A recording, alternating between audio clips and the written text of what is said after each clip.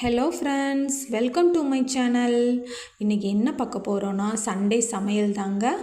இன்றைக்கி என் husband fish தாங்க எடுத்துகிட்டு வந்தாங்க. அதை நான் எப்படி சமைச்சேன்னு உங்களுக்கு சொல்கிறேன். ஃபிஷ்ஷை வால், அந்த தலை எல்லாத்தையும் தனியாக பிரித்து வச்சுக்கிட்டேன். மற்றபடி அந்த பீஸ் எல்லாத்தையும் தனியாக வச்சுக்கிட்டேன். ஃபிஷ் ஃப்ரைக்கு வந்து கடையில் வாங்கின மசாலா தாங்க. மசாலாவோட இஞ்சி பூண்டு பேஸ்ட்டு சேர்த்து கொஞ்சோண்டு கார்ன்ஃப்ளவர் கொஞ்சோண்டு ஆட் பண்ணிவிட்டு, லெமன் கொஞ்சோண்டு ஆட் பண்ணி மிக்ஸ் பண்ணி பீஸ் எல்லாத்துலேயும் ஸ்ப்ரெட் பண்ணி விட்டுட்டு நான் காய வச்சுட்டேங்க. அதை தனியாக வச்சுட்டேன். இப்போ வந்து குழம்புக்கு ரெடி பண்ணுறேன். கடாயில் வந்து ஜீரகம், மிளகு, மல்லி போட்டுட்டு, அப்புறம் வந்து வெங்காயம், பூண்டு, தக்காளி போட்டுட்டு நல்லா வதக்கி விட்டுறணும். மிளகாய் வத்தல் போட்டுட்டு நல்லா வதக்கிடணும். வதக்கிட்டு இதை ஆற வச்சுட்டேங்க.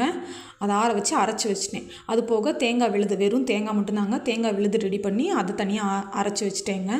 இப்போ வந்து அடுப்பில் சட்டி வச்சுட்டு எண்ணெய் நல்லெண்ணெய் ஊற்றிட்டு வெங்காயம், கருவேப்பிலை, வெங்காயம் போட்டுட்டு வெந்தயம் போட்டுக்கிட்டேங்க. போட்டுட்டு நல்லா வதக்கிட்டு தக்காளி கொஞ்சோண்டு போட்டுக்கிட்டேன். தக்காளி கொஞ்சோண்டு போட்டுட்டு அதுவும் வதங்கின பிறகு நம்ம அரைச்சி வச்சுருக்கோம் இல்லையா விழுது, அந்த விழுதை போட்டுட்டு அதை ஆட் பண்ணிவிட்டு அதுக்கப்புறம் தேங்காய் விழுது அரைச்சி வச்சுருக்கோம்ல அதையும் போட்டு ஆட் பண்ணிவிட்டு நல்லா கொஞ்சம் நேரம் வதக்கி விட்டுட்டு, அதுக்கப்புறம் மிளகாய் தூள் கொஞ்சோன்னு ஆட் பண்ணிக்கிட்டேங்க.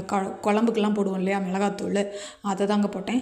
அது கொஞ்சோன்னு ஆட் பண்ணிவிட்டு கொஞ்சம் நேரம் நல்லா வதக்கி விட்டுட்டு, அதுக்கப்புறம் தண்ணி நம்மளுக்கு தேவையான அளவு தண்ணி விட்டுட்டு, குழம்புக்கு தேவையான அளவு தண்ணி இருக்குல்ல, தண்ணி விட்டுட்டு அதுக்கப்புறம் புளி ஊற்றினேங்க.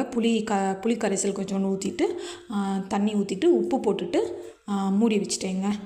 வதங்கட்டும் வேகட்டும்னு சொல்லிவிட்டு மூடி வச்சுருக்கேன். இது ஒரு 20 மினிட்ஸ் வரைக்கும் கொதிச்சிச்சுங்க. நல்லா கொதிச்சுட்டு குழம்பு நல்லா கெட்டியாக வந்துடுச்சு. கெட்டியாக வந்ததுக்கப்புறம் எண்ணெய் பிரிஞ்சு வந்துடுச்சு.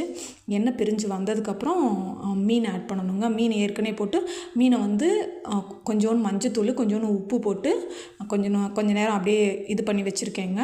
அந்த மீனை எடுத்து அதோடு ஆட் பண்ணுறேன்.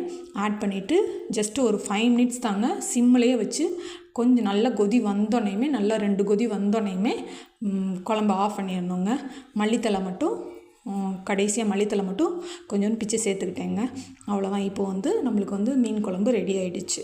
இப்படி தாங்க நான் இன்றைக்கி மீன் குழம்பு வச்சேன். மீன் குழம்பு வச்சுட்டு அதுக்கப்புறம் இது ஃபிஷ் ஃப்ரைக்கு ரெடி பண்ணி வச்சோம் இல்லையா, ஃபிஷ் ஃப்ரைக்கு ரெடி பண்ணி வச்சதை வடச்சட்டியிலலாம் நான் எண்ணெயிலலாம் போட்டு எடுக்க மாட்டேங்க. ஆயில் இல்லையா, இதில் தோசைக்கல்லையே போட்டு எடுத்துருவேன். தோசைக்கல் வச்சுட்டு தோசைக்கல்லில் எண்ணெய் ஊற்றி ஃப்ரை பண்ணி எடுத்துட்டேங்க. அதுவும் இப்போ ரெடி ஆகிடுச்சு. ரசம் கொஞ்சோன்னு வச்சேங்க. அதை நான் வீடியோ எடுக்கலை.